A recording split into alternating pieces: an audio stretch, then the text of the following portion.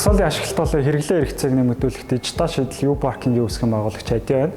За U-Parking платформыг авто зогсоолын асуудалтай хүн бүрт зориулан хөгжүүлж байгаа. Одоогоор бид дулаан зогсоолын shared буюу peer-to-peer tracing системээр суурилсан мобайл аппликейшнийг хөгжүүлж байгаа.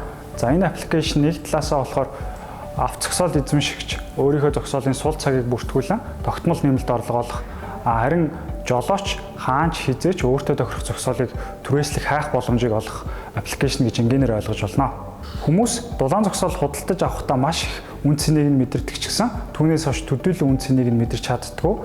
За ашиглалт багатай сул зогсолт ихтэй ч гэсэн бусдаа хуваалцах түрээслүүлэх боломж байдгүй.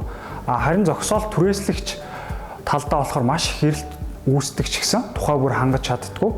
За энэ мэт зогсоол түрээслэхтэй холбоотой асуудлуудыг шийдэх шийдэлтэй нь U-Parking платформ байх болно гэж итгэж байна.